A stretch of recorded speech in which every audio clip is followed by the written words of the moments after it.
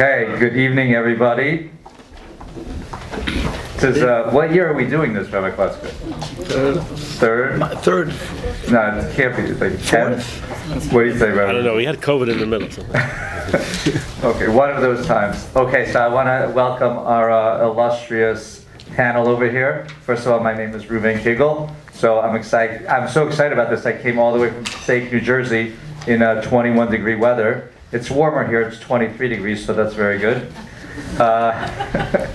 Thank you, it's good to have some fans. Any out-of-towners tonight? Okay, so first we have the famous Rabbi Klatsko. He just does so many things. He has one of the biggest Jewish websites called Shabbat.com. He also is one of Torah Anytime's most popular speakers. He also trains rabbis to be Kiva professionals at Olami and really heads that project. He probably does another 20 things I'm not even aware of. And he sings songs and produces music. He hosts Shabbatons. He has the Kiva trips. Wow. Okay, I can go on. And he's also happens to be a Shalom bias and parent expert since he has been happily married while having, 11 kids, Kanai? Right, so that makes him, a Shalom bias and parenting expert. Yes. Okay, next we have Emet, CEO and founder, Rabbi Kiva Rudenberg. He's He really wants to help the Bukharian community continue to grow and flourish and just not become like the Ashkenazim. And Hey. Wait, is that being recorded? Okay. And he's been putting in for the last 18 years about 60 hours a week or so on this project. So, and then we have Emmett, and really my Kiva goes off to him. He's a great individual to work with and work for. And it's been a great 14 years or so. And he also happens to be on the side is an LMSW and is really helping so many couples. He is a great mediator. You go to him everything's already peaceful. Okay, then we have I don't want to say a substitute for another guy, but a pleasant Surprise! but a pleasant substitute. We figured we wanted to have more Ashkenazim on the panel, so That's what we need. So we have someone I consider a great friend, Rabbi David Delman. And last time we really spent quality time together was in Poland before COVID, and he has been working for Chazak and JEP, and he has an MSW degree in his own right. And also married for many years with how many kindler? With seven kindler. Oh, Kanai Hara. Okay. Hashem should help you get into double digits if possible. Relax. I said impossible. Speak to his wife. Relax, buddy. Relax. And then we, for any tough Bukharian questions, we're going to just refer to Rabbi Riverkov over here. Although he's quite Americanized, coming here in the 1970s. Is that correct? When did you come? I was born here. You were born here? Oh. Made in the USA. Wow. Right. We're not even sure if he speaks Russian, actually. I'm not Bukhari. All right, well, today you're Bukhari. We need one on the panel. We need one. A token at least. And are you the chief rabbi of anything in Long Island? Hewlett. Of Hewlett, right. Here's the chief rabbi of Hewlett of Long Island, which is amazing. And we are really very, very, very pleased to have you on the panel. And he's a Chatan teacher, and his wife work with many, many, many couples. It's great to have you here. And how many years are you married? 26 and a half. Wow. You beat me. After 20, it gets easier. According to some opinions. Okay, so welcome. If anyone has any questions, please. Shai, is Shai here? Shai is Emmett's new couple director.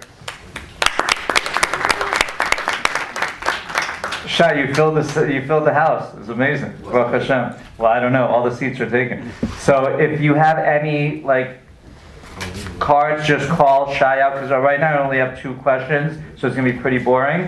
Right? We can start asking each other questions. Oh, we have also some people texted in questions as well, but I'd like to see some. Usually, a lot of times we do this and we ask people, instead of filling in cards, just people raise their hands, which sometimes is embarrassing. So we always say, just don't say like, oh, my wife says this is my friend's problem, But here on this card, you don't have to write your friend, because, I don't know who it is. Just please don't sign your name, okay, especially if it's anything incriminating. Okay, so all the panelists are going to get a turn to say something, but not for each question. We're going to do 2 panelists per question. If you go over, I will stop you. Okay. And this is in no particular order. Hopefully these questions are good. But please, any questions, give them to Shai. And I just also, people have texted us questions.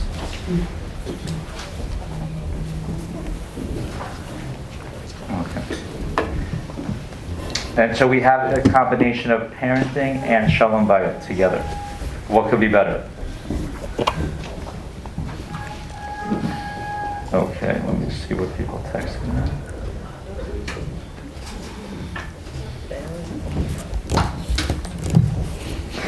Okay, well, let's just start with something fiery right away to get the crowd's attention. Fantastic. Okay, the first question is, now I don't know, probably no one has this issue, but just in case, how should one deal with a spouse that tells their parents and friends all their problems, but tends to over-exaggerate them, making herself or himself look innocent and the other one look guilty? So how do we deal with someone like that? Let's, I'm with Kiva to a man I've been working for, Rabbi Rudenberg. Let's start with you.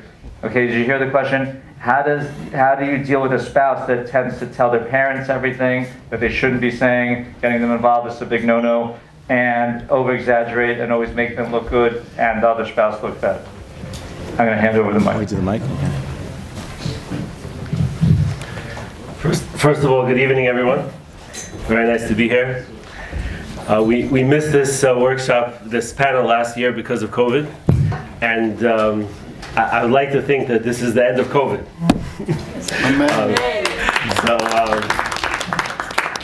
One thing about COVID, there's a lot of good that came from it.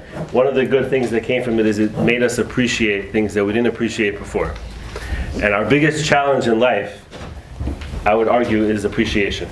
Especially in today's society where we seem to have so much and yet are often not happy. And that lack of happiness is pretty much driven by a sense of entitlement and a lack of appreciation. So I think, as my father said it so well a few weeks into COVID, he said, I never remember waking up every morning and say, thank you Hashem that I'm alive. And I think that we all have that feeling, and just seeing each other, and as I stood here tonight and waited as people came in and welcomed people, it was like this feeling, and we had the same feeling at the Emmet Couples Retreat. It was like, this is not just a regular retreat. This is like, we're really here. There's no social distancing, and we really have this opportunity. So it's really nice to be here with everyone, and to be here with Rabbi Klatsko, Rabbi Delman, Rabbi Riverkov. Thank you, Rabbi Kigel, for being here. And usually Rabbi Meirov is here, but he hurt his neck, and it was very hard for him to come tonight. So even after my pleading with him, he said he wasn't able to make it tonight. So Bezrat Hashem, we will do these more often. And there has been an interest in having this more than once a year. So what I would like to do is to send a little survey form after this program, and Shai will send it out to everyone. If you could give us some feedback, and one of the questions will be, if you'd like to have this more often. So the question was, a person asked. Rabbi, remind me the question again. Okay, the person, the one of the spouses likes to get their family members involved in situations at home. Even though it's a big no-no, they must have missed that lecture. And they exaggerate. Not only that, but they always make themselves obviously look good, and the other spouse not look so good. Right. So what do we do? And so now, I'm sure the spouse has tried to say, like, hey, can you not talk to your parents about this? But it doesn't seem to be working. So I'll tell you, my observation from what I've seen is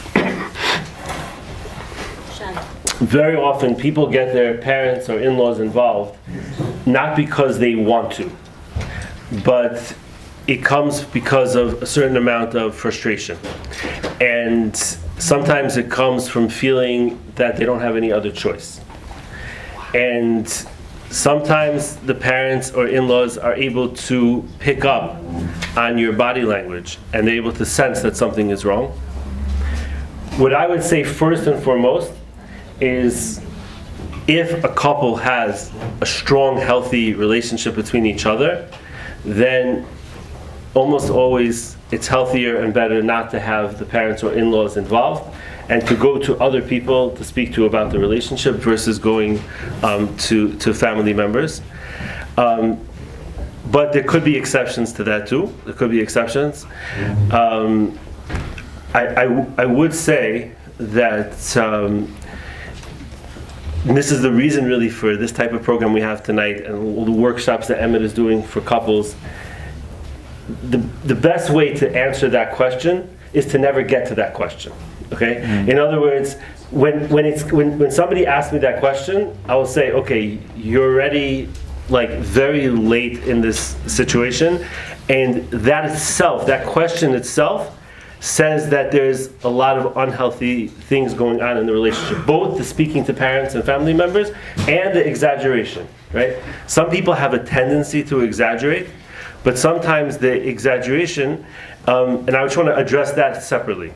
Sometimes the exaggeration is because that's what it seems to the other person. I've had couples sit in front of me, and one spouse, they're talking about a specific event. Both intelligent people with master's degrees, very educated, very successful people. And they're both talking about the same event, and you would think this one's talking about a cup and this one's talking about a dog. They're describing two entirely separate things.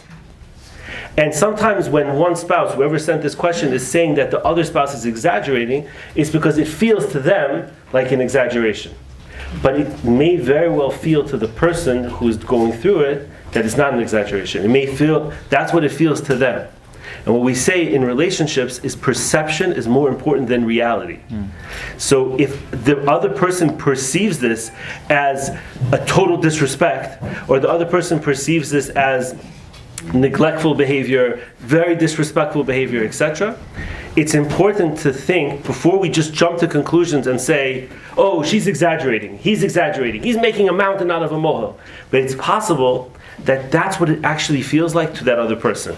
So in relationships, very often we get defensive, which we try not to do. But if we're defensive, the biggest problem is we're not putting ourselves in the other person's shoes. And if somebody responds very strongly, the response we should try to have is, well, I'm sorry you feel that way. Why do you feel that way? Or how can I help understand this better? Beautiful. Okay, so thank you, Rabbi Rudenberg. That's like a Shalom bias answer. So first, he said that once it gets to that point, and for all of you that are here, that are maybe newly married, not as married, have not done this yet, do not do this. That's the first thing Rabbi Rudenberg said. Do not discuss with your parents what's going on, especially if it makes the other person look bad. So one of the things I tell the couples that I'm fortunate enough to work with is I say, you have any complaints, call me. I'll hear them. Do not call the other spouse because they'll get mad for the rest of their lives. And then the second thing is you have to focus and say maybe it's not really over-exaggerating. Maybe it's just their perspective on it. So, okay, with Hashem's help, my advice is call someone else, not the parents. And Rabbi Riverkov, what's your thought on this? I guess I agree with everything. Good answer.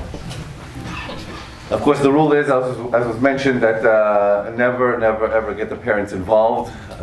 It's everyone is biased in their opinions. Usually, your parents will take your side, and the other parent will take the spouse's side, and therefore, it'll never really get resolved. It just leaves a bad taste in the mouth, and they'll look at the person differently from now on. So it's better, again, not to get them involved. As was mentioned, better to get a third party, a neutral third party involved. That's somebody who is a professional, the rabbi, the rebbitzin, a therapist, marriage counselor, to be able to listen objectively and to be able to try to deal with the problem as much as best as possible. And the issue when it comes to exaggerating, as Rabbi Rudenberg mentioned, the perception is very important, and it might be that this is the way they perceive it, and you're maybe downplaying exactly what happened, what didn't happen, and their opinion needs to be taken into consideration. If anything, you should try to listen and to see what they're saying, to understand where they're coming from, to get a better idea of how they're perceiving what exactly is going on, and for you to be able to try, if you want to learn from that, to try to mend your ways to become a better spouse, to not to have this issue or problem, whatever, come up again as well. But it should be discussed first of all with another individual who was able to help. As Rabbi Rudenberg mentioned, I can hear that possibly because of the frustration. That's why they're reaching out to the parents. But again, that's just your own frustration and not being able to deal with it on your own or with somebody who's able to help you. That would be the best route to take.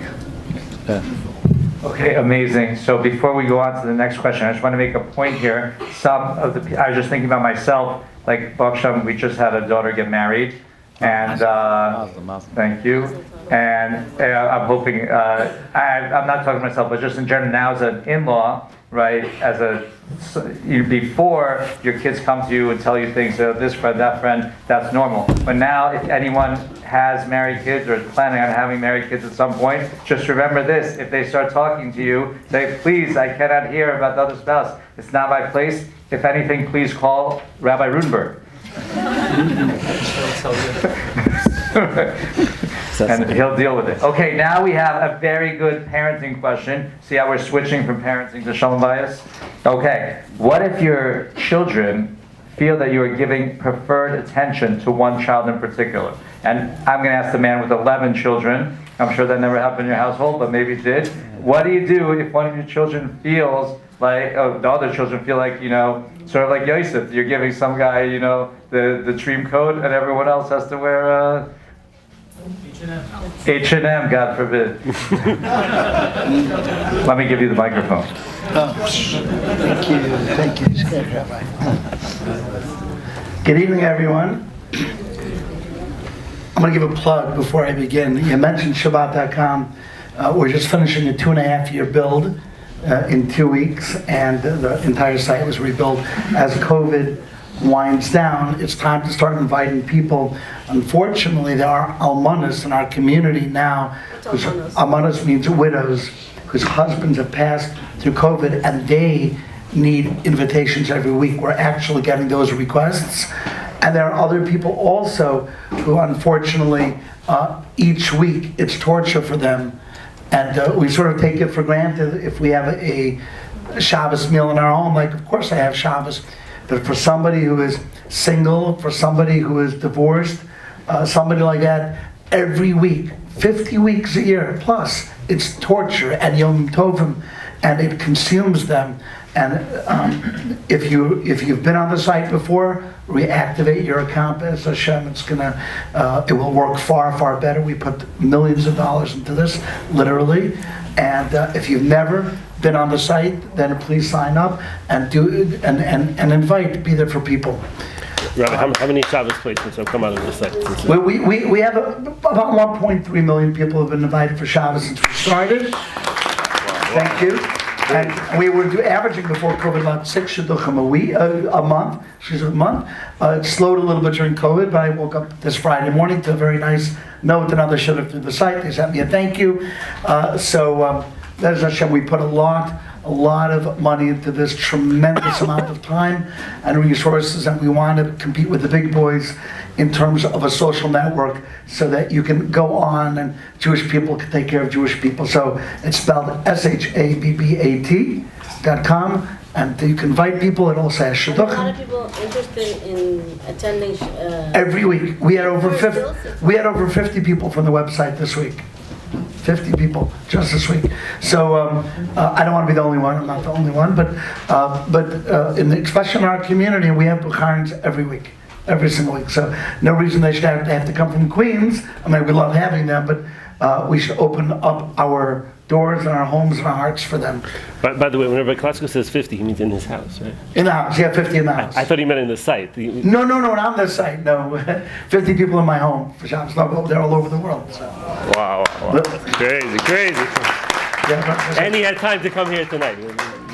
Yeah, we ran away after Havdalah. Believe it or not, we found out the most popular city is not New York for Shabbat HaCham, it's actually Tel Aviv. We had someone look at it, so in Tel Aviv they're using it a lot to find places. Okay, let's get to the question. So here's the issue when you're on a panel. When you're a speaker, everyone's a speaker here, we get into our speeches and we speak with enthusiasm and we modulate our voices. But in a panel, it's always a danger of being sort of even and everyone just gives their answer. And it can get a little bit long and yawn-inducing. So we're going to try to keep the energy level up. Children being jealous of each other. And it is true. You cannot treat every child the same. It would be impossible to take, cake and cut it up, especially if you have a lot of children, to give everyone exactly the same piece and with the exact same attention. The truth of the matter is, when a child says, why did she get that? I also want it. Very often, it's not the child being jealous of their sibling. It's the child secretly telling you, I don't feel I'm getting enough attention from you. I need attention from you. And that's the solution to trying to play judge and jury to make everyone get the exact same thing. The children who feel that they have their parents' ear, and they have their parents' heart, and their parents' attention, are happy children. And they won't, once in a while they'll be jealous someone got a nicer set of earbuds. But in general, children understand, especially in larger families, children understand that not everyone's going to get the same of everything. Believe it or not, kids get that. When a kid feels that sense of jealousy, the child is saying, Abba, Ima, Papa, Daddy, Tati, Mommy, I'm not getting enough attention from you. So I'm feeling lacking and I'm getting attention. I'm watching the other sibling get attention. So our goal should not be to try to be even, get everyone the same thing. Our goal should be to try to give the child the attention the child needs. Now, every child needs a different amount of attention. Some kids are very needy for a lot of attention, and you have to give them a lot of attention. We have a child that likes playing Rummy Cube, and every single night, my wife sits on the floor and plays Rummy Cube with them. Every night. Other children like doing other things. You give the child what they need, and then they'll be happy and there won't be jealousy. Yeah? Can I just ask a question? How does that apply to an only child, though? I mean, they get all the attention, but it seems like it's still... The question was, what about an only child? So you wonder, well, the question was, the only child wouldn't be jealous of their sibling, but the only child could also feel... There's a forum here. What? Write it down. No, I'm just telling her. Oh yeah. Okay, I'll finish this. The only child could also feel a lack of attention from parents. And oddly enough, you would imagine, if there's only one child, they probably get loads of attention. But it's actually the opposite. Only children very often are sort of taken for granted because the parents have not learned how to juggle their time and attention. When you have more kids, it actually is a training session for the parents. I'm a much better parent. Sorry if my kids are watching this. I'm a much better parent to child number 8, 9, and 10 than I was to child 1, 2, and 3. I know I am. Because I didn't know how to be a parent. I mean, even if I would have listened to class, I didn't know how. So I thought they're okay, but I wasn't giving them my attention. Now I know what does it mean to focus and give the child attention. And so an only child can also be lacking attention. There you go. Okay, Rabbi Klatsko, what would you like to say, my friend? Oh, okay. Hi, everybody. Good evening.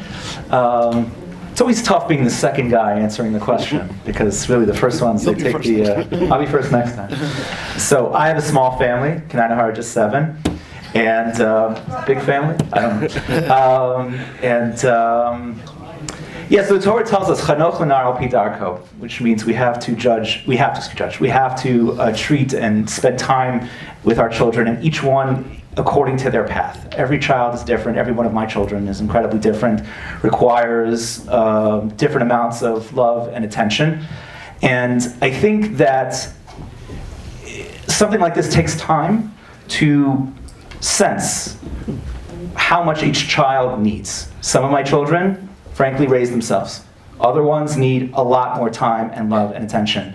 And it's our job as parents to sense, and sometimes, as Rabbi Klatsko said, through how they ask us. When they say, oh, he got that piece of cake and I didn't, what are they asking of us? And sense when that person needs a little bit more time and attention. So something that I've trained myself to do is have a lot of daddy-daughter time. Now, I have 4 daughters and 3 sons, and I think sometimes, and I guess it's easy to admit, that I tend to feel, or it's easier to bond with my boys, because I'm a guy, and we can bond over the Mets. Not the Mets, because I hate the Mets, but not the Mets. But they're easier to bond with, and maybe it'd be more difficult, perhaps, with some of my daughters. So that's why I go above and beyond, like extra, perhaps, sometimes with my daughters, and make sure I have something in common with each of my kids. So when I feel there's a time, I take off a few hours from work, and me and one of my daughters will go out and spend a few hours together. And I think and this is actually something that Rabbi Rudenberg said a few years back at one of these types of things. So I apologize if I'm taking this from what you said. Where is it? I got to find it in my pocket first. There, that's right. This is the enemy to all relationships with your children. This is the absolute enemy. So we have to make sure that when we spend time with our children that this never gets involved. Sometimes I'll actually use this.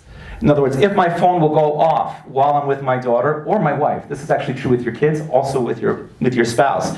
I in front of them I turn it off and I say, you are more important than whoever is on this phone. And it goes back in the pants. That's the way it goes, right? That was a good one. So that's it. I hope my wife is watching.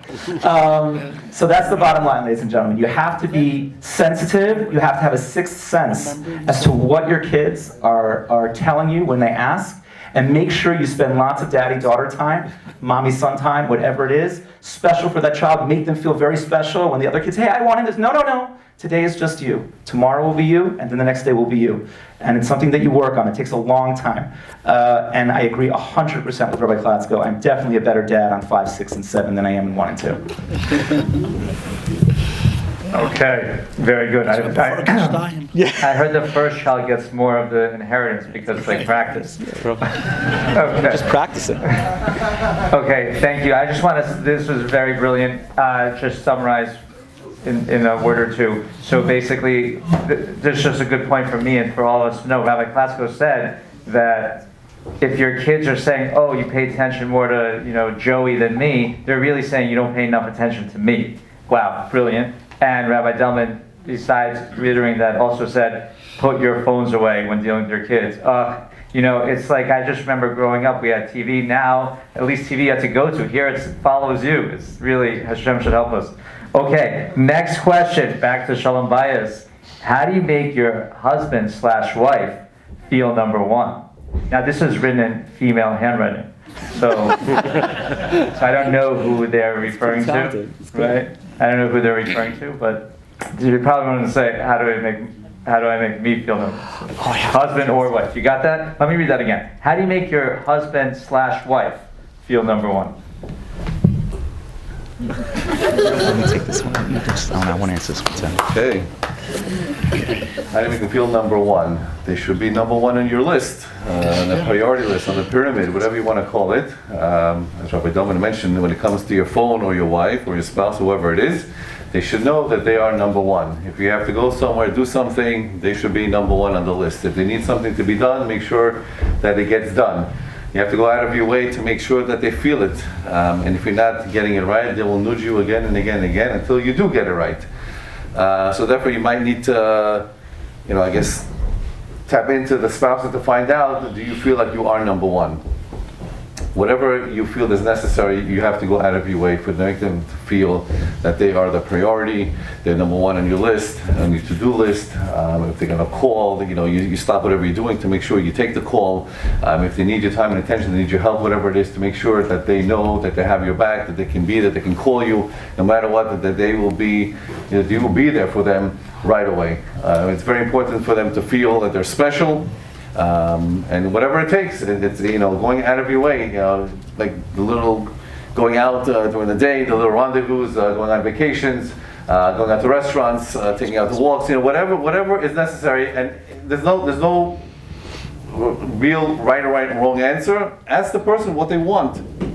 If they don't feel that they are number one, what can I do to make you feel like number one? What do I have to do in order to make you to feel that you are special? That you are, my spouse. I cherish you. I love you. I respect you. I want to spend all my time with you as much as I can. Yes, I have other responsibilities to take care of and to do, but whenever I can, I will make sure that you're going to feel that you are number one in my life. Beautiful. Okay, that was very, very good. We're gonna try to speed things up a little bit because I'm getting a lot of questions and we cannot be here till 11. That, by the way, was such a brilliant answer though, because who thinks about the fact that, hey, you want your spouse to feel number one? Feel that in your head. That's great, amazing. Okay, next for Rabbi Rudenberg. Okay, how can we make time for each other after having kids, and the kids as they get older have later and later bedtimes? I'm curious about this myself. We haven't recovered since the first one hit high school, and then we could not put them to bed like when we wanted to anymore. So how can we make time for each other after having kids when the kids have later and later bedtimes?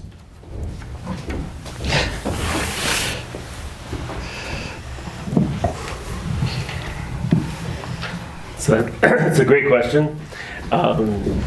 With my family as well, it's not always simple to figure that dimension out. I would say though that planning, and again, it's not something that I necessarily do, so I'm talking to myself. Rabbi Delman mentioned that I said something about his cell phones a few years ago, and the reason I said that is because I struggle with that, and I still do. So this is, when I give you an answer, and I'm sure this is true for other people on the panel as well, we're not preaching to you, we're also talking to ourselves. But I would say that the best answer would be to schedule and to have set times, like Rabbi Schaefer in his new book, which I highly recommend, 10 dumbest mistakes that smart couples make. And this is a shout out for that book because he has a lot of very good points in that book.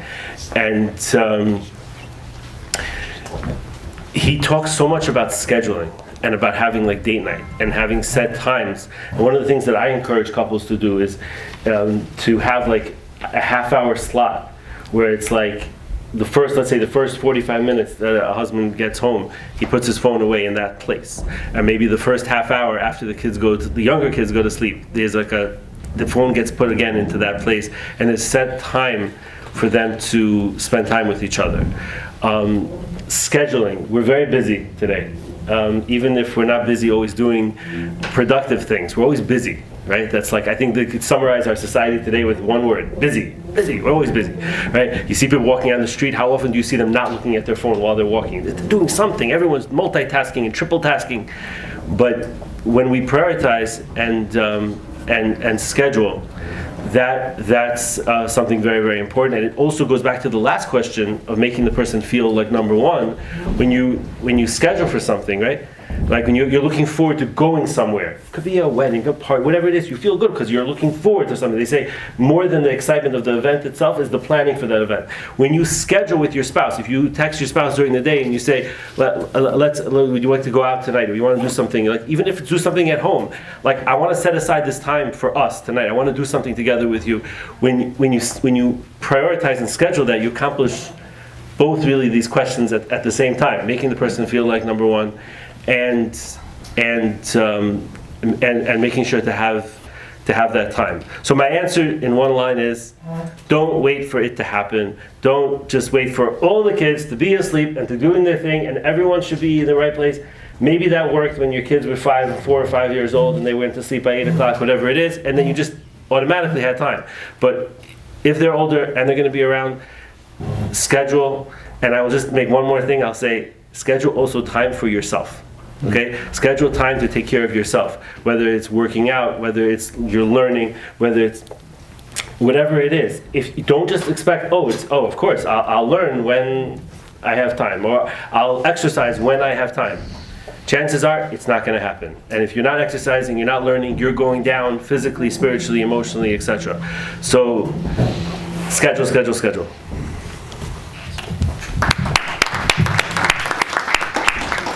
Okay, I would also strongly recommend, if you can, get out of the house, get a babysitter, especially if you have older kids. They stay up late is the downside, but the good side is they can babysit. So, and get out of the house, because that's like so important. Okay, next for Rabbi Delman. How do I explain to my husband that I'm not the only one that has to care for, feed, love the kids? He thinks his role is just to provide and make money. That's not the only role. Thank Of a you husband, so much father. for this question. Thank you so much. No attention to wife and kids. Okay. I mean, I wonder if she has a point to make over here. I'm just trying to figure it out. Okay, ready? So the question was exactly how do we, like, roles as far as he needs to know to split Yeah, the work with me. The husband feels like he makes the money. You know, if he's out, he's not like sitting around the house collecting unemployment. He goes out, Fantastic. makes the money, Maladies. comes back. Okay. You should also make sure the guys. Yeah, I'm talking to the ladies, talking to them too. Okay. This is for the ladies that are asking the question. Yes. How do you know? We don't know. It's 2022. We don't assume anybody's gender.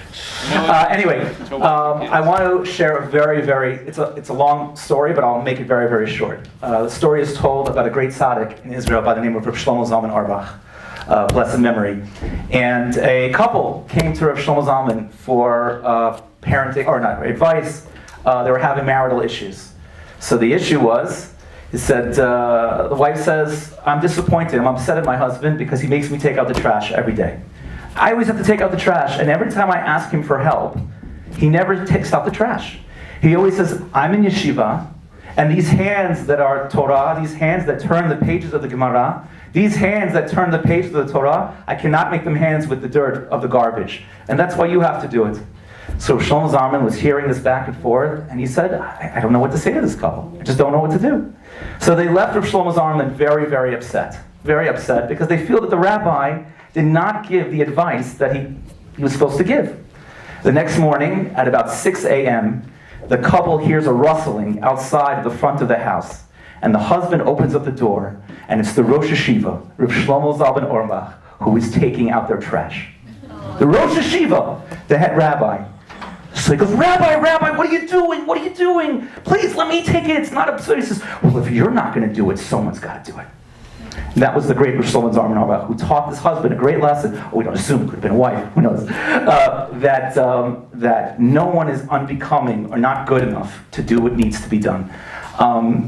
We live in a world today that, people say, what is the rules? Should a husband do this? Should a wife do this? Whose job is it this? Whose job is that? And whenever I hear questions like that in my practice, I always say, we should throw out all those rules. You need to do what's good for you in your family, what their needs are. And if your wife needs a little bit more help in this area, you need to do that. And if your husband needs a little bit more work in there, you need to be there for him. That's why I always said the greatest marriages are like a yin yang. Have you ever seen a Chinese yin yang? It's fat on one side, skinny on the other, fat on one side, skinny on the other, where the man will make up her weaknesses and the woman's strengths will make up his weaknesses. And we work better together that way. So we should never feel that one has a job and the other one must do. And if the husband needs to pitch in with the cooking every once in a while, I'll just, as a segue, and then we'll pass off to the next person. You don't really appreciate your spouse until you don't have them. So, not to disclose too much, yes, until you don't have them. Very true. So, about 2 years ago, Baruch Hashem, blessed us with our youngest son, Mordechai. And to make a very long story short, my wife almost died during the labor. And Baruch Hashem, through miracle of miracles, she was saved, and now Baruch Hashem, we have a healthy baby and a healthy mommy. I had to play Mr. Mom for 2 months. I can't tell you how much more I appreciate her, right? To make dinners and breakfasts, and I can't cook, right? And all of these things. She does it, and you just don't appreciate it until you don't have it. Every day, B'Makar Tov, we're so lucky. Rabbi Rudenberg, myself, all the rabbis, we're on the front lines of guys and girls who are crying every day that they don't have the proper shidduchim. And then once we get that shidduch, we don't really appreciate it as much as we should. So appreciate it every day. Everybody in this room is so lucky. Okay, very good. Very, very good. So, I just sum up, that was beautiful. So to sum up, basically, first of all, if you're a guy, take out the garbage. Yeah, take out the trash. And appreciate the other spouse. I would just say maybe the husband, It's not like he's being the best husband in the world necessarily, looks like, but maybe if you say, oh, I'm so happy you made the money, wow, thank you so much, we have stuff, Baruch Hashem. So, and then you could say, hey, can you do a little bit around the house? Maybe it would work. I don't know. Next, for Rabbi Klatsko, we have two different parenting styles, and it affects our relationship with each other and the kids. How do we find a compromise? Very good question. Two different parenting styles. Happens. Thank you. You're welcome.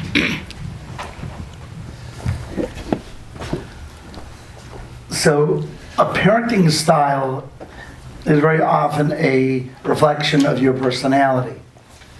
So if you're easygoing, then you deal with things in an easygoing way, and that will translate into how you deal with your kids if you're a little bit uptight. So it's not actually a parenting style, it's your personality.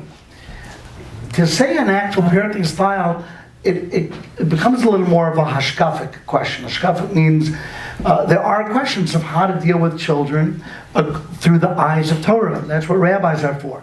You go to the rabbi and say, do we let our kid have a smartphone? Do we not let them have a smartphone? Do we allow them to dictate their own curfew? Do we these are questions. Now, having said that, it's healthy for parents to not be exactly the same for their children. Now, they shouldn't contradict each other. That's not healthy. If the child thinks they can go to mommy when daddy says no, or the opposite, that becomes a very unhealthy dynamic. But it is healthy to sometimes have what we call a good cop and a bad cop. It is healthy that at some points one of the parents should be strict, but if the child feels cornered because both of them are very strict, so that's not healthy, and both of them are very lax, also not healthy. We don't have to be the same to raise a child. We can be different.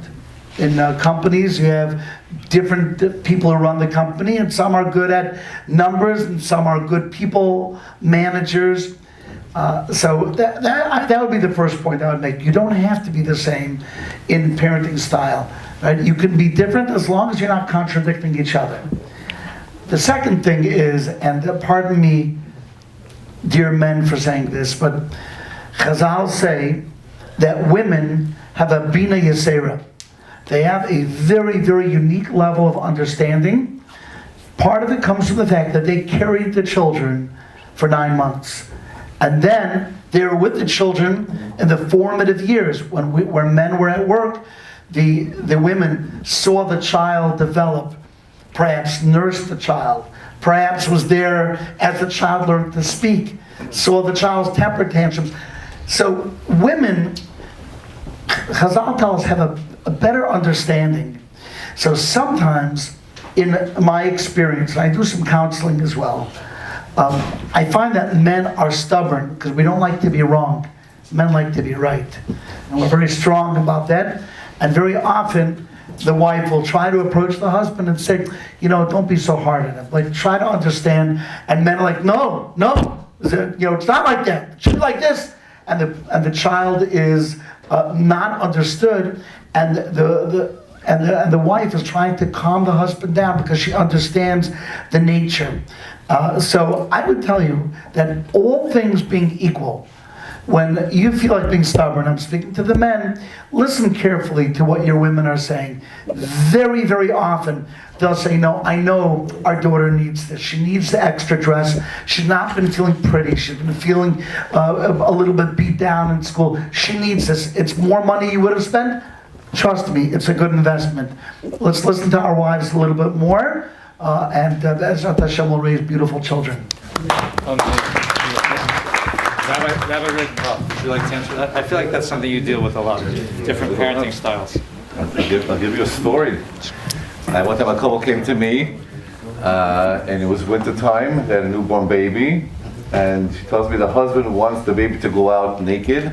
She should be tough like a Russian, get used to the cold, and to make him strong and do that. And the wife is like, it's a newborn baby. What do you want? He's fragile. He's it's very sensitive, delicate. What do you want to do? I agree with Rabbi Klatsko about personality-wise, a person's style when it comes to parenting and discipline, maybe. But a lot of times it comes from your upbringing, the way you were disciplined, the way you were brought up. A lot of things that's passed over from, I won't say hereditary, but from father to son or mother to daughter. The way you were taught is what you've been ingrained with, and you feel that that's the right way to do something, and therefore you want to implement it to your own kids. As was mentioned before, every kid is different. Every kid has different needs, and for some kids it might work, and for some kids it won't work. So you have to be flexible in that understanding that not one shoe fits all, and one size fits all. You have to be a little bit flexible, understanding, and the only way to do that is either to reach out to the rabbis, the rebbitzins, or the professionals, or come to these type of classes and to listen. There's a lot of parenting skills that are out there. Avail yourself. There's not only one way, again, to discipline a child. There are many ways, and you have to find the right way that touches your child's heart to be able to get that point across to them, whether it's doing your homework or cleaning up the room or doing the chores, whatever it is. There always has to be a way that you can reach that child to be able to understand you where you're coming from, or the spouse, and then be able to discipline the child in the best way possible. Very good. Love that story. Could have happened to me when I was a kid also.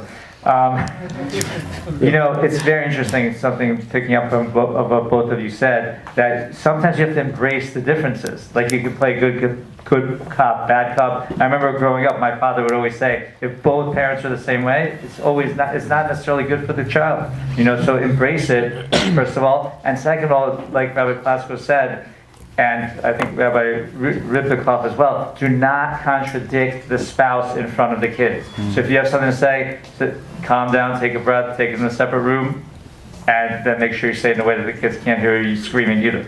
So do not contradict in front of the kids. Next, this is a very psychological question we're going to give to Rabbi Rudenberg. How can I help my spouse stay positive and optimistic? They are so hard on themselves. Good one.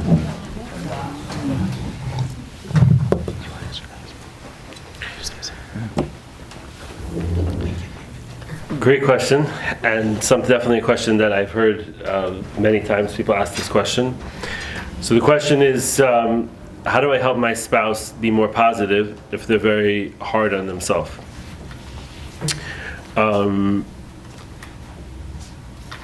I'm a very strong believer that a healthy marriage is made up of two healthy individuals. And that means that if one spouse is struggling with, be it depression, anxiety, self-esteem, whatever, that needs to be addressed separate from the marriage. And this can be very confusing and very complicated, because when you're in a marriage, your issues are my issues are your issues, and it feels very intertwined. And very often, if a spouse sees the other person being down, if they're a caring, sensitive person, and Baruch Hashem, I surround myself with many people like that. But I mean, at Emet, I literally I thank Hashem every day that we're blessed with so many, literally thousands of special people who care and are sensitive and nice people. But sometimes a sensitive, nice person in this situation has it harder than a more callous person, because when they see their spouse down, especially as a husband, one of the greatest satisfactions a husband will get is taking care of his spouse. And if he can't take care of her because she's down and she doesn't feel good about herself, very often he blames himself. And he says, I must not be a good enough husband. I'm not taking care of her enough. And he'll right away start, trying to fix her and fix the situation and make her happier, because, it's my job. I have to make her happy. Why are you down all the time? What's going on with you? And that also very often is not the solution, to push a fix on it. And I strongly believe that if a person, we come to marriage with our issues, and marriage brings out also our many issues within ourselves. And when I give my class to couples before the wedding, one of the things I ask them in the class is, what's the most important thing to work on in your marriage? And I pause, and the answer I give is yourself. Right? Mm-hmm. Even though the assumption people have is the most important thing is our communication, our Shalom Bayit, our the connection between each other. No, that's not the most. It's important. Okay, but it's not the most important thing. The most important thing to work on in your marriage is yourself. When you get married, you don't cease to become an individual. You're still an individual who's part of this new thing called the marriage, and you're committed to each other, and there's a whole process of your individuality, sort of letting go of your individuality as you create oneness with your spouse. But you're still an individual. You still have responsibility for your individual relationship with Hashem, your individual relationship with yourself. And I think that when this type of thing happens, it's important to get the proper advice, to try to understand what's really going on. Is it like a serious, almost like clinical type of thing? And I've seen situations where sometimes the wife needed advice to go to somebody like there's somebody in our community, Rachel Scholl, gives these positive thinking classes, and sometimes just that alone, her taking these positive thinking classes and being in that environment can help the whole marriage and make things a lot better. So basically my advice is try to look at the situation objectively, try to see where it's coming from, don't try to automatically fix it, try not to take it personally. Sometimes we do have to just let a person be, but at the same time, it also could be a good idea to get advice and to go to a third party for advice. One of the biggest mistakes couples make is that they think going to a third party is only when the marriage is in crisis. And a lot of times, by the time somebody comes, and I think I say this for everyone on this panel, by the time they come to us, it's like, there's barely a pulse, and the time really to come is not that. The time to come to your rabbi, to your advisor, is when there's not a major crisis, and just say, you know what, we're struggling with this thing, do you have some advice how I can handle this? And that can often be very helpful.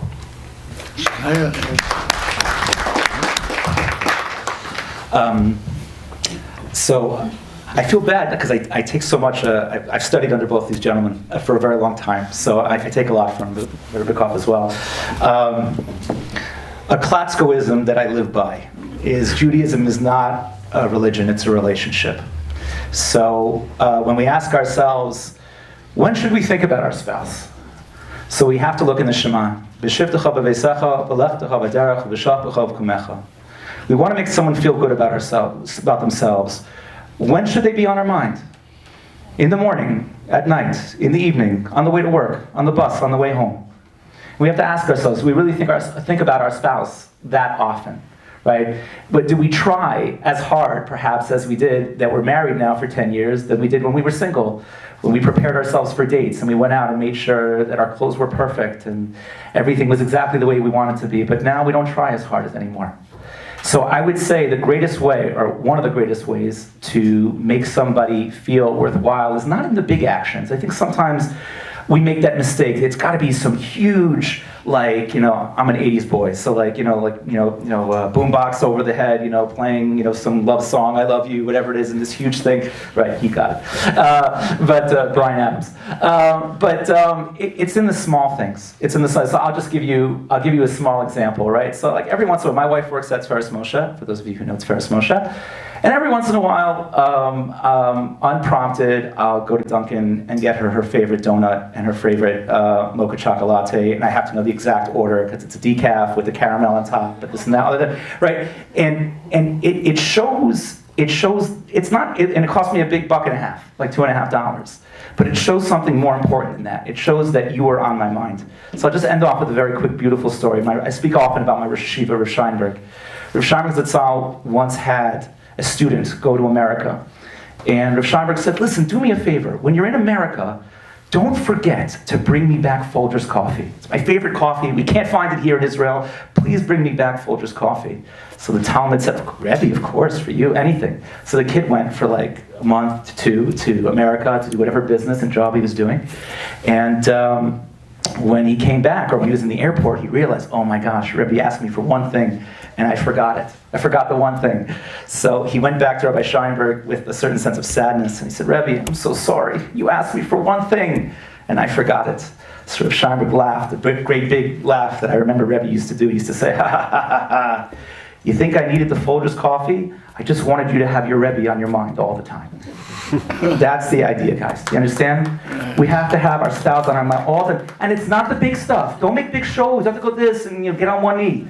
A small trip to Dunkin' could save your marriage. Just $2.50. 'Cause he wasn't so successful. What? He wasn't so successful, he wasn't at all. All right, you ready? We're gonna switch to a parenting question. Now I have both from text and cards. This has been asked like 8 times. Okay, so I think it's important. Okay. There's just different forms of the question have been asked. I'm just going to read this one because it's the most coherent. But it really, a lot of people ask the same question. My wife and I are both working ourselves and trying to grow in our relationship with Hashem. Okay, we're having our first child soon, Bezras Hashem, but unfortunately both have immediate family members that aren't religious or are, God forbid, off the D. And we're nervous about them negatively influencing our future children. How can we make sure that they do not imitate the bad, unreligious behavior of family members without having to move to Cleveland? I added that part. Everybody. Okay. Rabbi Riverkov. This is a big question for all Bali Tshuva. Like it comes up.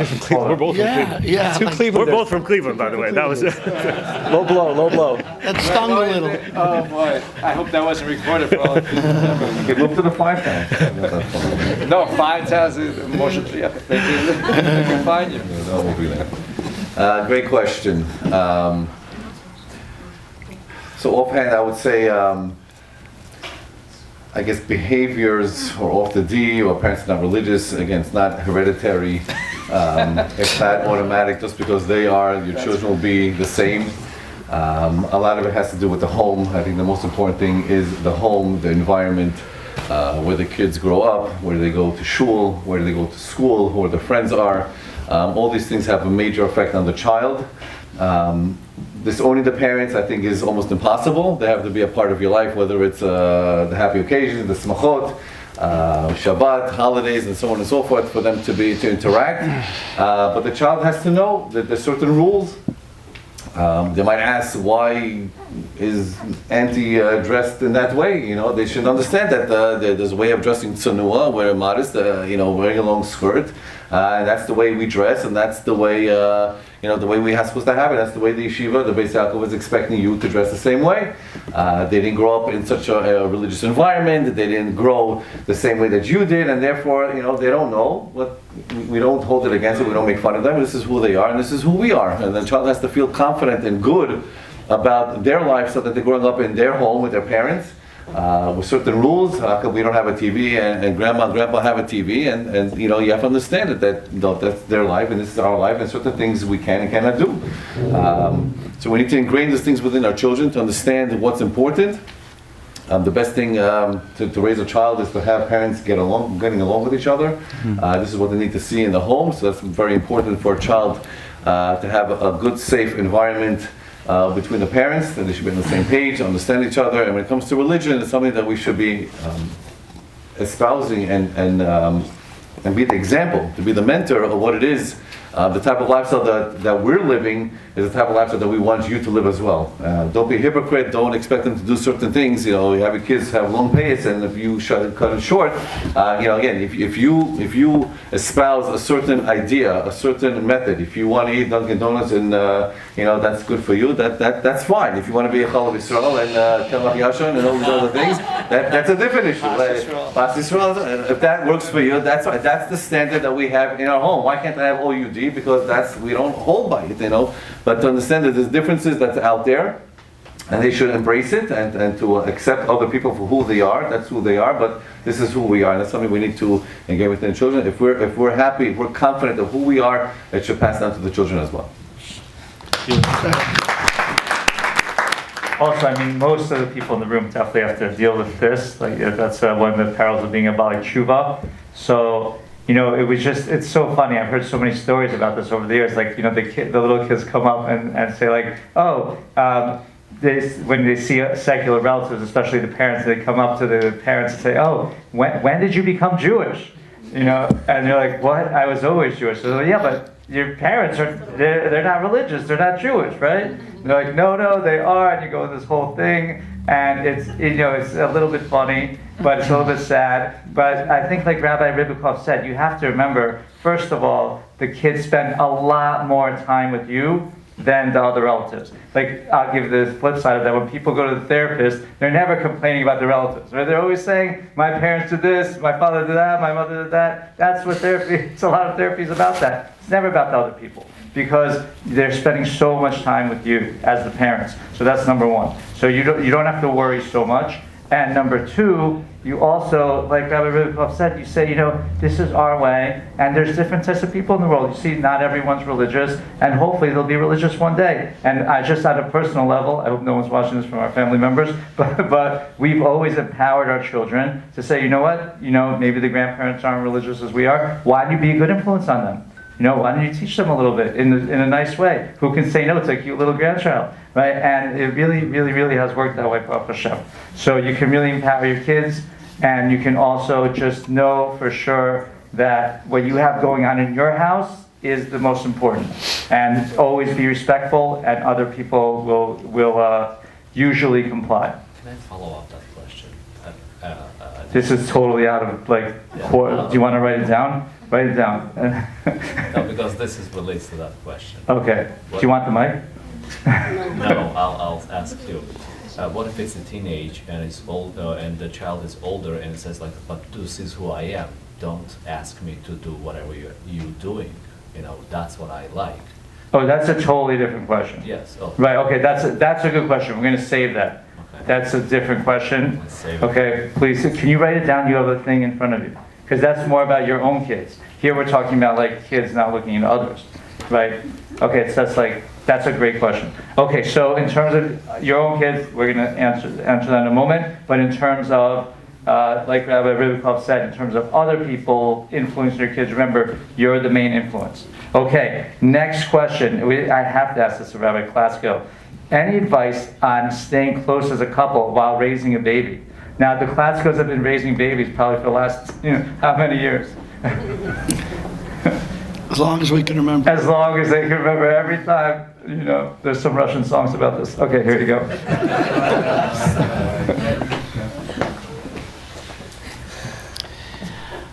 I don't really remember the time before. I was always raising babies. Baruch Hashem, Baruch Now Hashem. grandchildren also. My grandchildren, yeah. You think you can wash your hands after the kids? Baruch Hashem, I have more grandchildren than children. Whoa. Yeah. That's going to happen. Baruch Hashem. I have 15 grandchildren. And counting. Yeah, 50. I'm expecting another one any moment. With that, we had Was that without the one gray hair. You want to know the trick? Sushi. Not tempura, like the raw stuff. Sushi, lots of sushi. How do you stay close? So, one like very practical, I'll speak a little bit euphemistically. Intimacy between a husband and wife is a very big part of marriage. Your intimate time, and what happens is when very often the wife raises the children, the husband goes to work, and the night comes and they're both exhausted, and it's really hard to feel romantic when you're tired. And then if one of you happens to be a night owl, which means you're not in a rush to get to bed, you like to stay up, checking on your nose, and he or she, they want to get to bed, and there's this miscommunication, what are we doing tonight? It's 10 o'clock, and she's exhausted, and he's nowhere near, he's still watching the game, whatever, so then she'll end up just going to sleep, or he'll feel forced. So Rabbi Rudenberg said before about making a schedule, so that's what I was thinking. You should be really open, are we convening tonight at 9 o'clock or 10 o'clock? And the couple should know how to set up their evenings so that they're on the same page, and their kokos, which means their energy, is not depleted, so that this very big part of relationship is given its fair sort of romantic heart that it needs. So that would be one thing. The second thing is that we, as we're raising children, we're allowed to say no to our children. We're allowed to say, there's a hierarchy of who gets your attention in life, in marriage. So hierarchy. So there's a totem pole. So number 1 comes your spouse. Number 2 comes your children. Number 3 comes your parents. And number 4 comes your siblings. And grandchildren you'll fit somewhere in between. Okay? But your spouse comes before your children. Because if your children are going to have a healthy home, then they'll feel healthy when mommy and daddy or mommy and tati are connected and they love each other. That's the best thing you can give your children, is parents who love each other and are there for each other. So even if the kids need you, you know, for whatever, you don't have to go running. You're not their servant. You don't have to be at their beck and call. Oh, mommy, no, I'm not available. I'm just not available now. And then get a good lock on your door that the kids don't, and lock your door and have time with your spouse. Now, if your baby's very, very little, then it's a little bit more difficult. But because little babies need their attention, they need changing. But as your children begin to grow, understand that it's the spouse that needs their attention, and then the children will be healthy. You'll be able to raise them. I was going to answer this also a little bit quickly. So first of all, with Rabbi Klatsko's hierarchy, I'm just going to add, I think the self has to be there too. I would argue that the self is at the same level as the spouse. In other words, if you put yourself first, I don't think that's the right message, but it needs to be side by side. All the other ones, I think, are in the direct order the way you said it, but I think the spouse and yourself are side by side. In other words, they're both extremely important at the highest level, and if you neglect yourself, you will ultimately neglect your spouse and everything down the line. If you neglect your spouse, you have bigger problems. So I just want to touch on it's a bit of a sensitive topic, but I think it's important to talk about regarding the physical intimacy and the connection that a couple has with each other. And very often after a baby, especially after a second baby, and sometimes after the third baby, especially if the third baby is pretty much close, and you know, we found, when I say we, I mean myself, Mrs. Muscat, others at Emmet, you know, that often it's the third baby that creates. I just sort of saw the third baby, that beautiful third baby that often really challenges the couple's Shalom Bayit and headspace and just sanity. And You're outnumbered. Right. No, 100%. So I would try to touch on this because I think that this is something that often gets neglected. I'm going to try to do this in a very tznius, modest way. Physical intimacy between a husband and wife, from a Torah perspective, is not a luxury. It's not a nice thing if all the stars are aligned and if everyone's happy with each other and there's everyone's let's say the case where kids are older that everything is aligned. And very, very often, I see this situation come up with couples, where there's a confusion about physical intimacy, and there's an understanding that physical intimacy is this is this thing that maybe it's just for the sake of having kids, which we know from the Torah perspective that's not true, or it's just like an icing to the cake, so to speak. The responsibilities are that the toilets are working properly, the responsibilities that the mortgage is paid, the responsibilities that the kids do their homework in time, and a lot of times I find this with parents who are trying to be super good parents, and they want their kids to be A+ in school, and they're so motivated, almost perfectionist types, and everything should be good, and everything should be right, and sometimes this is even a problem for couples who are very disciplined. It's good to be disciplined, right? Discipline equals freedom, right? Discipline, but sometimes that discipline, it ends up just knocking out this area. And one of the most important ideas the Torah teaches us is that mitzvah's ona, is the concept that a husband has a responsibility to create an environment that his wife would like to have intimacy with him, and there's a mitzvah to have intimacy together. And this is not a luxury. This is a necessity for a healthy couple. And I'm not talking about an extreme situation where they hate each other and they're thinking of, God forbid, divorce. Then it could be the intimacy is not right. But short of that, intimacy is an essential part, and this is why we have Taharat Mishpacha, because Taharat Mishpacha brings back that closeness. And a couple sometimes has their ups and downs, and there's closeness, times of less closeness. Every couple has that, every person has that. But then after the mikvah, there's supposed to be a reconnection. And that intimacy, very often, if it's in a proper construct, makes the emotional stuff much better. Makes a lot of the things that they were worried about a week ago, the arguments they had a week ago, seem very silly. Not because it's actually not important. The issue is still there to a certain extent, but the spark, so to speak, the love and connection is reinforced. So we have to. It's very important to, and especially after a baby, but it's very important to remember that physical intimacy. Like one of the things I talk about in my classes, I do a triangle. I say physical, emotional, spiritual, and the idea that they're touching each other all the time. The physical, emotional, spiritual, and attraction is physically, emotional, and spiritual, all connected.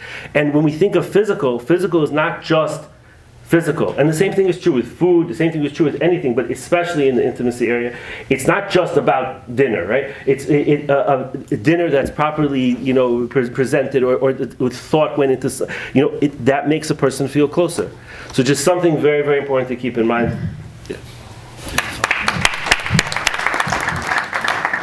Okay.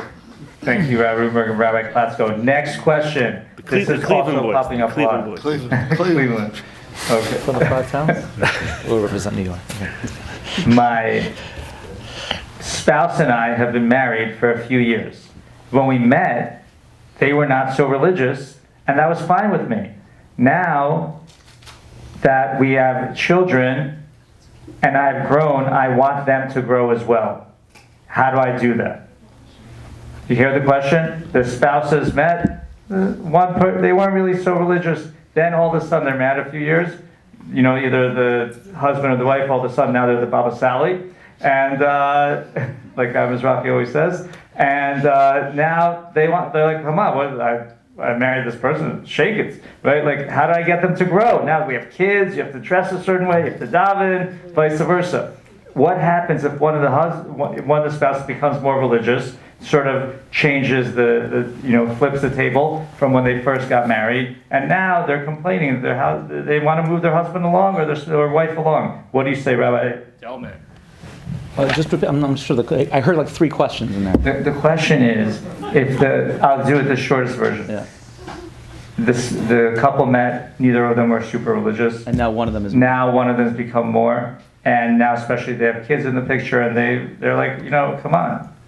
How do you get the other spouse to move? That's the question. Okay. Yeah. Okay. It's a tough one. I think that the Torah, Judaism, should be something that brings a couple together, not, God forbid, apart. And I always learned that you always get more bees with honey than you do with vinegar, right? So I think, I've been working in Jewish outreach long enough to know how this game works, meaning that we take a kid on a trip to Israel, or he comes back from yeshiva, and then he suffers from a disease we call Baal Tshuva syndrome. It's a real disease.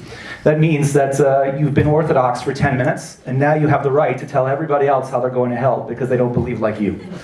It's a real problem. It's a real problem. And I remember a particular situation where a situation similar like this, where we had a young guy at Emet, and he came home really inspired, and he said, I want my parents to be inspired like I was too. So I said, I don't want you to suffer from this disease called Baal Tshuva syndrome, and I want you to tell your mother and father all the things they're doing right. So instead of yelling at them about how they're watching TV on Friday nights, or how they're doing this, so I said to the guy, I said, you know what you should do? I said, on Friday afternoon, come home 3 hours early from work. Right, and then when your mom says, what are you doing home so early? You say, the rabbi says I'm supposed to help help my mother prepare for Friday night and Shabbat. And then the mother said, ooh, I like this rabbi, very good. I like this religion. And he went about this for about 6-7 months.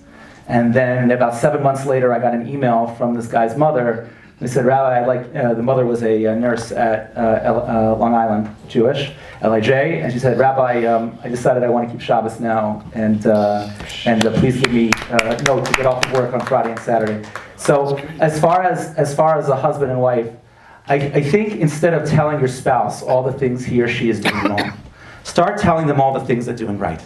Start telling them things. I really, really appreciate it when you do something special, right? When you have a special dress that you wear only for Shabbos, or a special suit, or that special, the plov just tastes better on Shabbos. Whatever. It's just better. And when you continue to extol the positive, then it becomes a pleasure and a joy.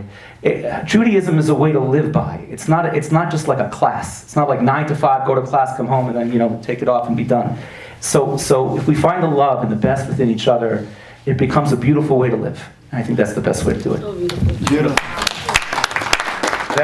Rabbi Delman, that was so well answered. I mean, I know many couples in this situation. One couple I'm thinking of in particular, way later on in life, the husband became religious, and it's very hard to move the wife along as well. So first thing, the husband wanted to get married formally under the chuppah. So it was around their 25th anniversary. So he said, "Oh, I was thinking, why can I just want to get you a new upgraded ring. Can I get you a brand new engagement ring for our 25th anniversary?" Wife's like, "Of course." Then he said, "Oh, by the way, what do you think? Also, maybe since we're getting new things, let's renew our vows under the chuppah. What do you think?" With the rabbi, "Oh, great idea." Then came time to make the kitchen kosher. Husband's like, "Oh, this kitchen's sold. You mind getting a brand new kitchen? What do you think? Let's get a new kitchen." So, not a bad idea. So, is it okay if it's kosher? Okay, it'll be kosher. That's how you have to do it, like Rabbi Delman says, with awesome love. Great idea. Okay, what was your line? Honey is better than vinegar? Yeah, you always get more bees with honey than with vinegar. Oh, you always get more bees with honey than with vinegar. All right. For all of those that want to catch bees.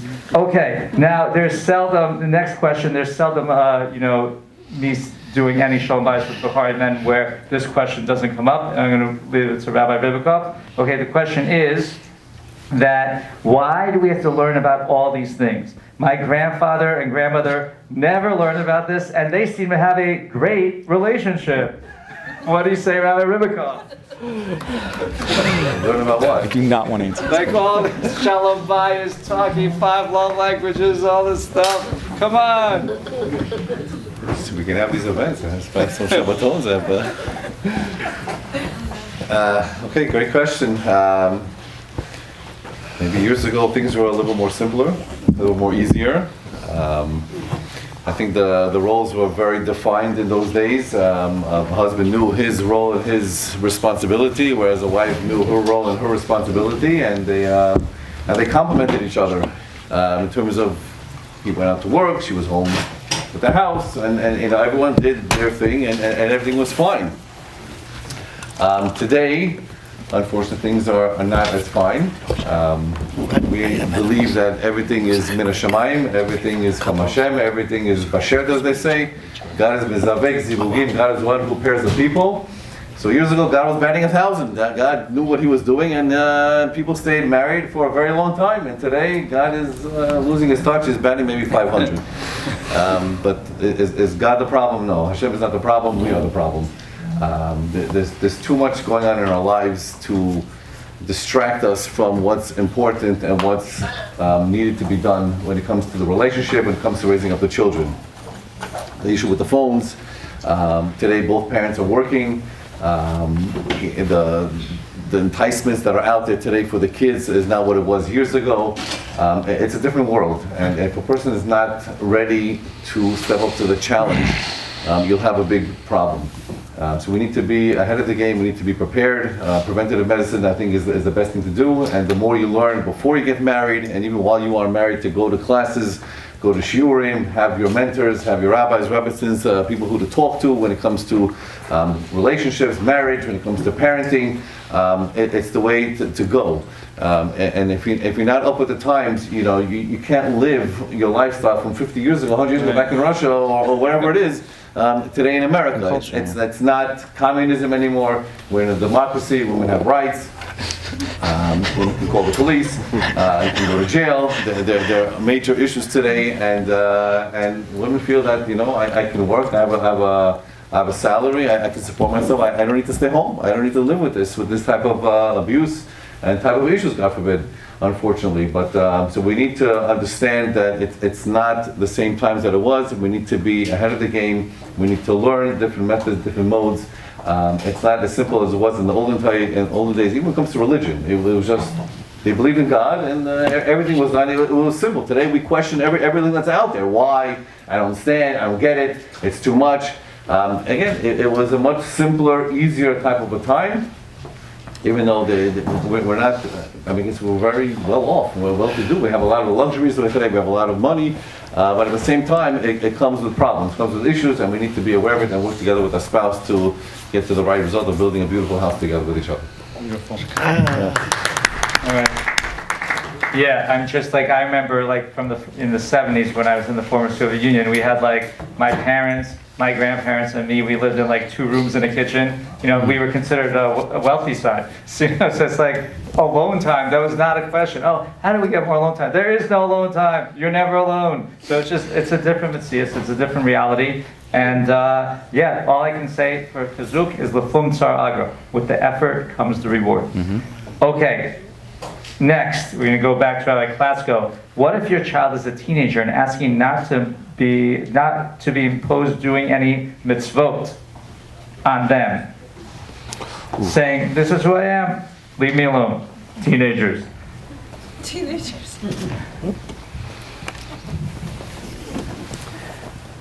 Unfortunately, this question is really common. It happens a lot.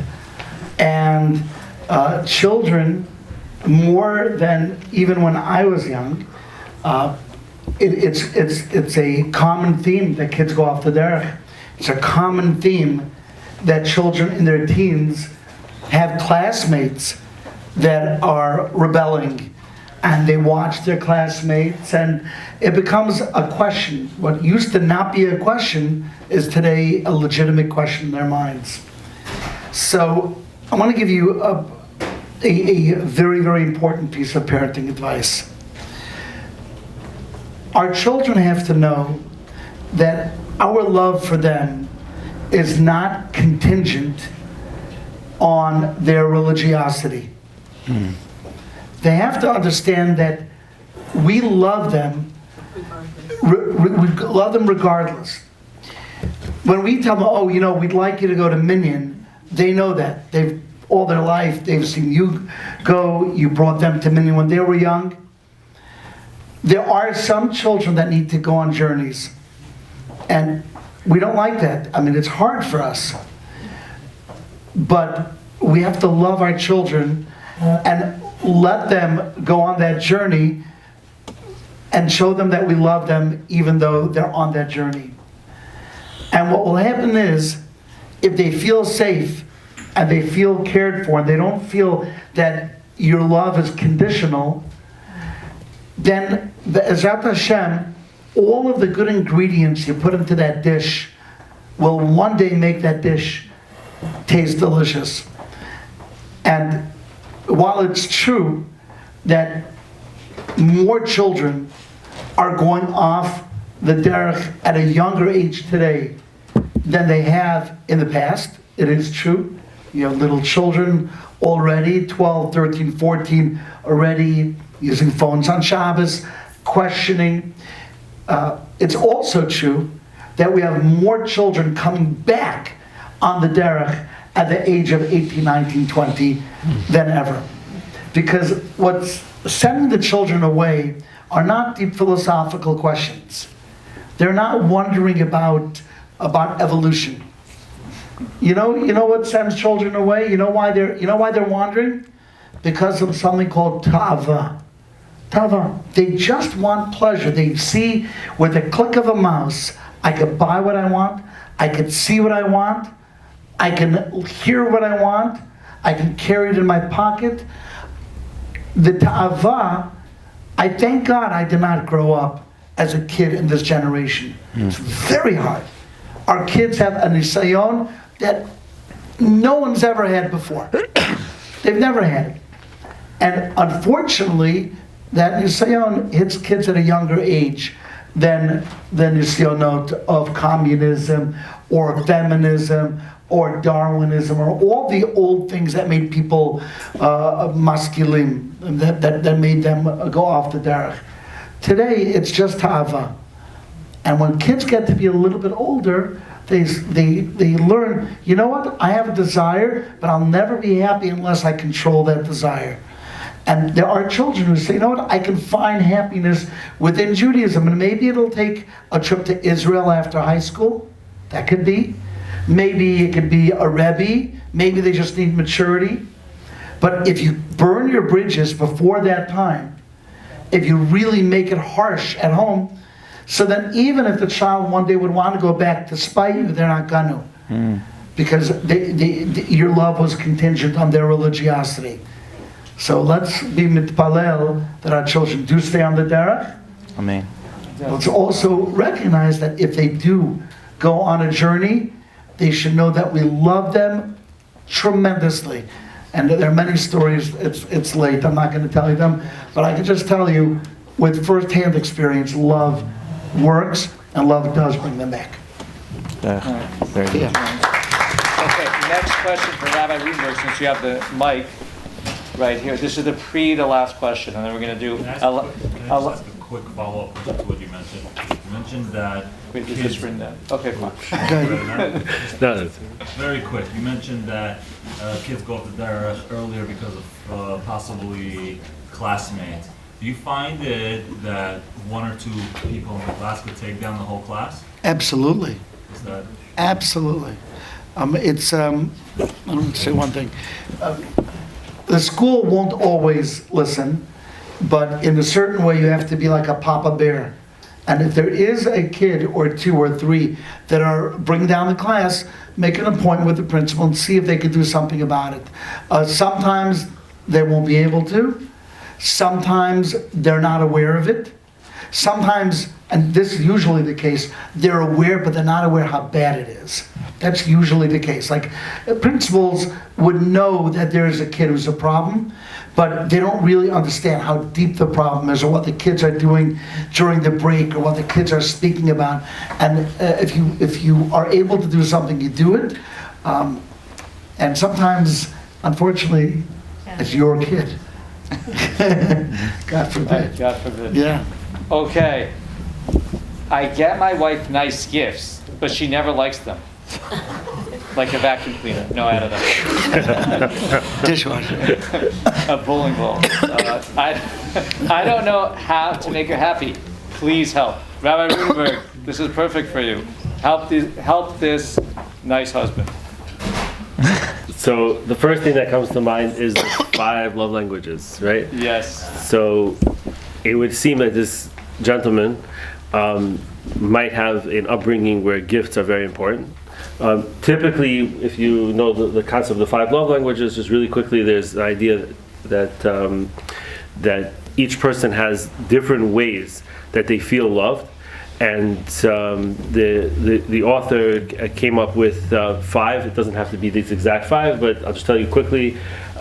Words of affirmation, which is like not just appreciation, like a really high level of appreciation, quality time, physical touch, gifts, and acts of service.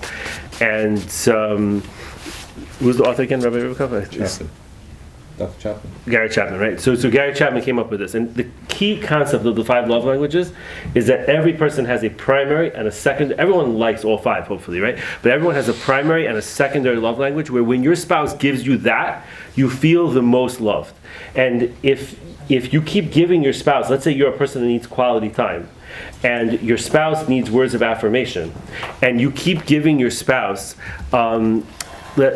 you keep giving your spouse quality time, but not telling them what they need to hear, they're never going to feel really fully fulfilled, and it's going to create a lot of frustration. So gifts is one of those things which is so different between families. Some families are gift families, and some families are not gift families. Some families show their love through gifts, and some almost go the other way on it, and there's no right way when it comes to gifts. Gifts can be a great thing. And we also have a concept in the Torah, that we shouldn't focus on gifts. So I remember one couple that I was helping, that it was so extreme that literally there was a fight broke out in the hospital after the woman had a baby because of a gift, and the lack of a gift, and the whole situation about gifts. So my first response to this question is that if I remember correctly, Rabbi, the question was that he keeps giving gifts and she doesn't Yeah, and he says he doesn't know. It sounds like gifts is his first love language. Right, so that's what it would seem to me. It seemed to me like that she is looking for a different type of love that's not going to be. Now, she may also want the gifts, okay? I remember one couple that was married just a few weeks, but the guy was in jewelry, and every time he got into a fight with his wife, he would buy her something, give her something, and they had a lot of fights just within a few months. And I remember them sitting in front of me, and I turned to the couple, and I'm like, it's not going to work. I said, not every time you have an argument, you buy her something. And she looks at me with this eyes like, be quiet. I like those gifts, you know. So we might like getting the gifts, but the reality is that she is basically saying to him, I want something else. I want love that's not just about gifts. So that'll be the first thing. Now, not knowing the person who asked the question, there also is possible that the wife in this particular case might have a materialistic side, and she wants gifts, but she constantly wants more and more, and she's never happy with what she's getting from him. And if that's the case, that's a much bigger issue, which unfortunately is also very prevalent in our society, where people, she may have grown up in a house where that's the way that, let's say, her father was not so present, but he kept buying, Louis Vuitton bags for her mother. And then the fact that she's not getting these gifts means to her that, like, oh, you don't love me, because that's what people do. And so she may be, it may be the exact opposite. So it could be that she's asking for a different type of love, a love which is not about gifts, or it could be on the contrary. She grew up where gifts is so important, and he's just not making the cut because she wants more and more and more and more. And if that's the case, it doesn't mean that it's not fixable, okay? But I would strongly suggest that the couple goes for a certain type of counseling and guidance to understand, that maybe what she was used to from home was not so healthy, and the fact that her husband's not doing it is not because he doesn't care, but because it might not be the healthiest thing. Okay, so we are being asked to depart from the building. So we have one last question that we're going to ask all the panel members. So for Shalom bias purposes, we were told to end by 10:30. Okay, so first of all, let's give a huge round of applause for all the panelists. And you guys were so amazing, so good, and this is going to be recorded on Torah Anytime for a time memoriam. And so anyone who forgets all the information that was here, please click on, and you'll be right back. And you guys, thank you for being in the audience on a 20 degrees night coming out here. They close schools in Russia in this type of weather. And we have a full house. Shy, every seat is taken, Baruch Hashem. We still have to eat some of the sushi, and their answers and all our answers are coming from your questions. So let's give the audience a huge round of applause.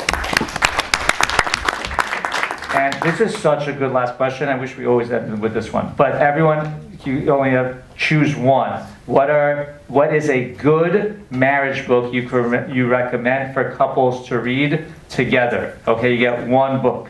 All right, we're going to pass down the mic. Besides the Torah, of course.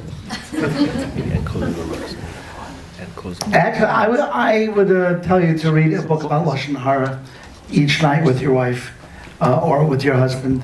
My wife and I, we would do there's a book where it's a daily, I just forgot. A lesson a day? It's not a lesson a day. Positive words, positive. Yeah, well, Family Lashon Hara lesson a day. It was one of the books from the Chav's Common Heritage Foundation. We just finished that. We did 2 books a day, 2 pages a day. 2 pages a day. You and your wife. My wife and I, yeah. Wow, that is so cute. Yay! And what it does is it's not homespun wisdom. I'm always skeptical of homespun wisdom. The Torah's got a lot of wisdom, and the way that we speak about people in a positive in a positive manner, allows us to speak about each other in a positive manner. And a lot of the questions that were asked tonight can be solved if we're more careful in Shemir Lashon. We're not going to go and speak to our parents about our spouse if we're careful about Lashon Hara. We're going to be really respectful. So I would say find a good Shemir Lashon book and for 5 minutes a day at night before you go to sleep. Take it out, crack that open, turn on the little night light, and you read it together, and you feel holy, and you feel accomplished. Beautiful.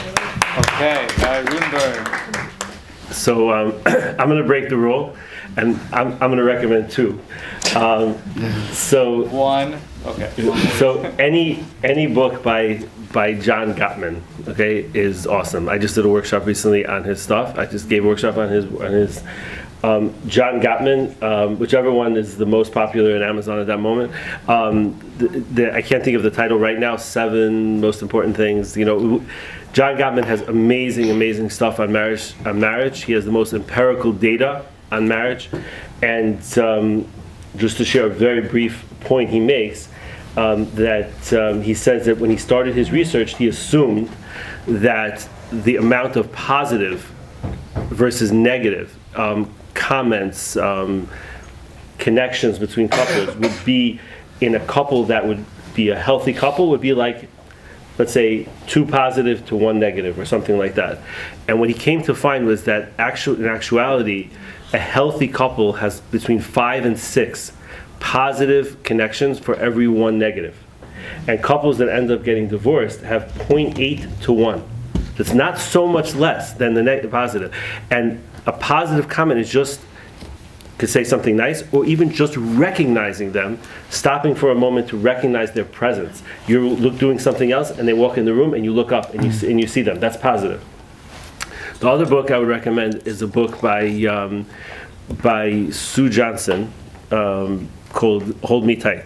Okay, and this is also cutting edge of marriage to work on your relationship, and it's called Emotional Focused Marriage Therapy, EFT, right? Emotional Focused Therapy. Brilliant stuff, and I think both can really help you. I give a bracha to all of you that your relationship should just get stronger and stronger. Amen, with yourself, with your children, and with Hashem, and of course with your spouse. Amen.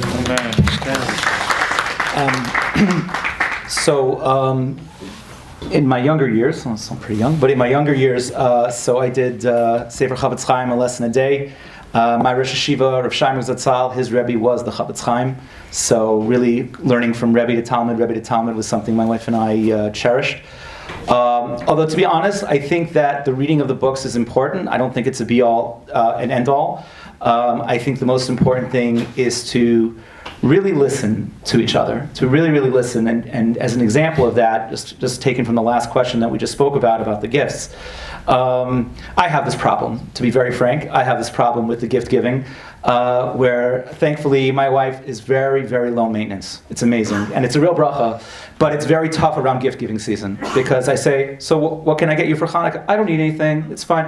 I really want to get you something. It's fine, I don't need it, but I gotta get you something, because my love language is, I want to give her something special. I want to give her something sweet. It's that diamond ring, it's that new necklace, whatever it was.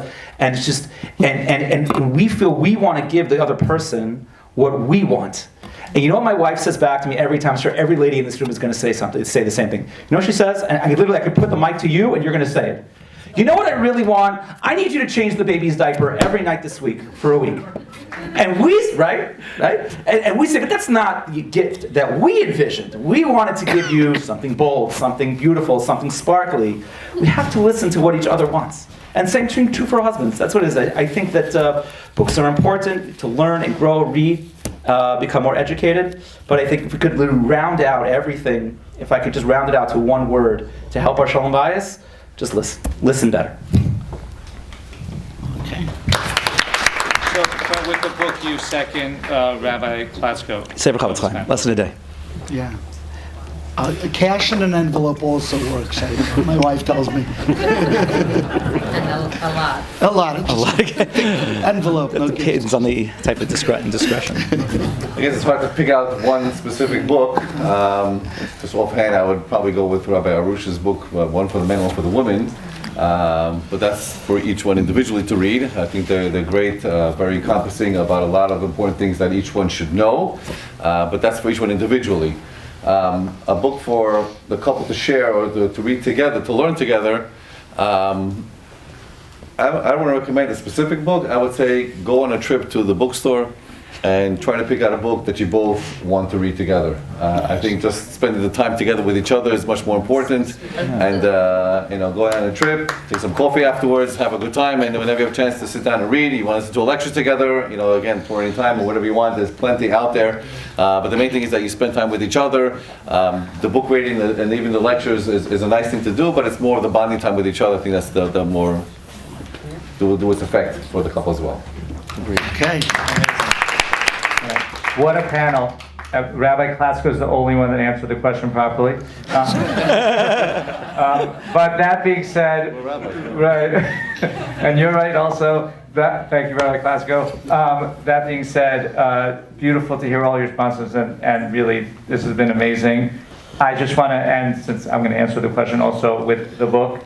The book that I currently am recommending to people to read together is called Beyond Mars and Venus, written by the very Mars and Venus person who did Teshuvah. He said, I was wrong. For this generation, Mars and Venus doesn't work anymore. Because why? Like you alluded to, before people want to be role mates. You do A, spouse does B, everything's hunky-dory. Mars and Venus. Now, forget about that. People don't want to be role mates anymore, he says. I'm adding this part. I think because we're getting closer to Mashiach, we want to be soulmates. Soulmates. And soulmates takes a lot more work than role mates. And he explains in that book very beautifully with a lot of Torah concepts, including some secular version of the Deed of Laws, which is amazing, how to be soulmates. So Beyond Mars and Venus is a great book. I want to just thank the panelists. I want to give you a big bracha from all of us. Okay, Hashem should continue to give you all amazing Shalom Bayis, nachas from your kindula, and you should be able to help Klal Yisrael. And I want to give the rest of us a bracha as well. That we should also have amazing Shalom Bayis and continue to learn and grow together. Amen. Amen. Okay, Laila Tov.